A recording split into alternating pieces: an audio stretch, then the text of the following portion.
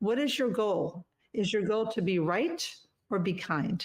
Oh, All too often, being in an argument, the goal, just by definition, is to be right. And being right is completely overrated. I couldn't agree more. That's beautifully said. I wish you could talk with my ex-girlfriend. That's the thing about relationships. Most of the time, like, you're supposed to be working as a team, right? But if the other person is so caught up in their ego and trying to be right, like, you're creating a battlefield. And what happens in battlefields? There's a winner and there's a loser. Do you want to be in a Exactly. relationship where there's always a winner and a loser? That doesn't sound very sustainable, you know?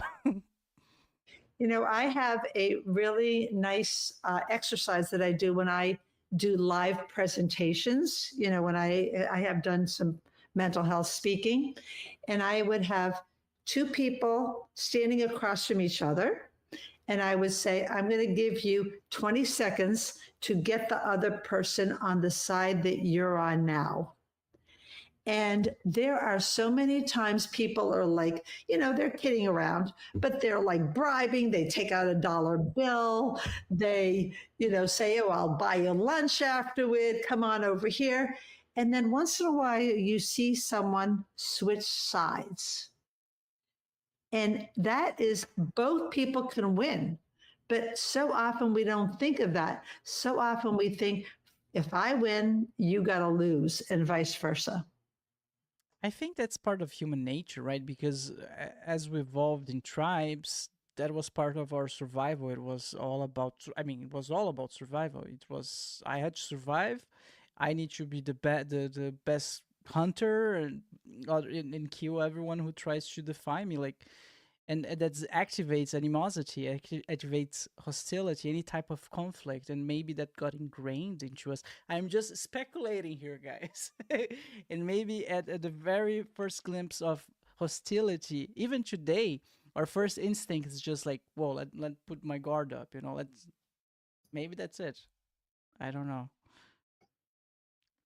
But, anyways, I think thinking of relations being at a win-win rather than who's right and who's wrong, um, that's a great way. That's a good attitude to bring into a relationship.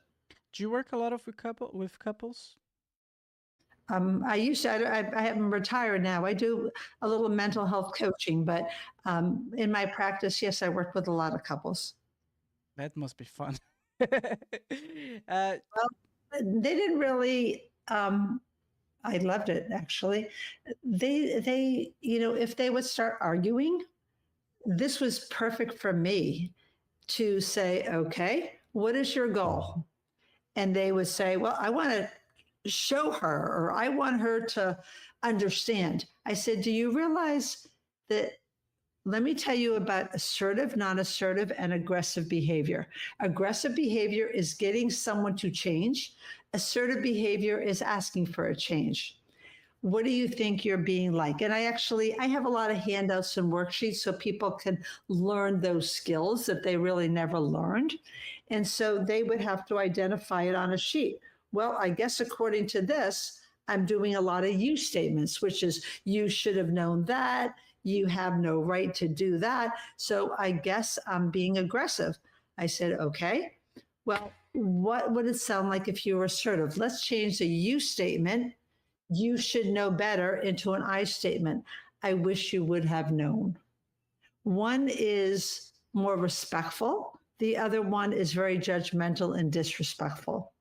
So that would be an example of the importance of learning good communication skills along with thinking more clearly. When you use we instead of it's like you're assuming, right? You're assuming something that does not belong to you. You're assuming like whatever the direction of the conversation, emotions, and does Sure. not give the other person the chance to clearly express their own. It's Right. yeah. But when you use we, I mean, you, that's like the worst because when you use, it doesn't mean you can't ever use the word you and because obviously that's okay. But if you use you statements, they are attempting to change someone else. You know, you should know better. What were you thinking? That's a rhetorical question. That's actually not a question. It's really a put down disguised as a question. That's called a rhetorical question.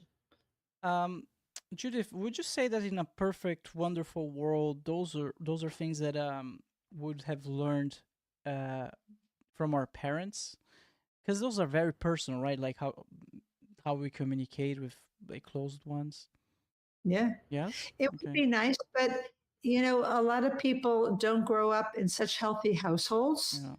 Their role models, maybe, their parents were arguers or they're fighters or they were yellers or whatever, and it's not really about blaming them because people can only be as healthy as they are. People can't give you what they don't have to give. So if they knew better, they would do better. But sure, in a perfect world, but we live in an imperfect world and we're imperfect human beings. Oh yeah. And that's okay. But learning the skills of what can help you be healthier. I'm into authenticity, not perfection. A lot of people, I had a client I remember once that said, I have this many failures and I can't afford one more. And she was a perfectionist. But look at what she told herself. All these failures, and she has no leeway for failing. That's a terrible thing because maybe she grew up with parents who were very hard on her and perfectionistic. But regardless, it was up to her to learn the skills now of how to give herself a plank instead of a tightrope. Give herself a big plank to fall. And you know what? Failures are always on the road to success. Mm. The people we think of that are the most successful people in the world failed many times. Edison said, "I've failed. I didn't fail when I." This is an exact quote, but this is the way the quote kind of goes: "Is I haven't failed 1,000 times in developing the light bulb. I've found 1,000 ways that didn't work." So you need to, quote, fail.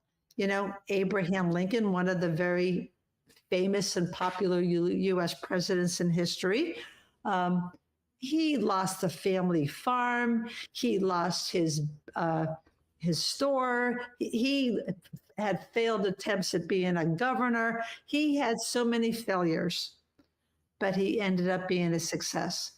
So it's a very inspirational.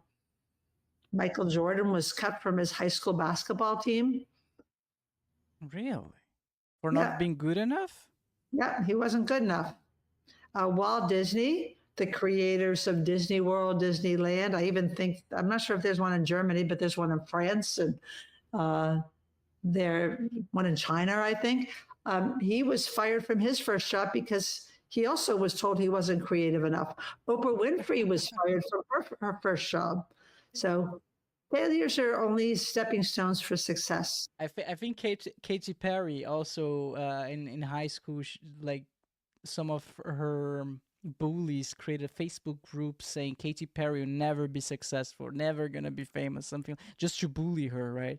And well, we all know Katy Perry now, so. Judith, let's go to our quick sponsor break and we're gonna be right back. Is that okay?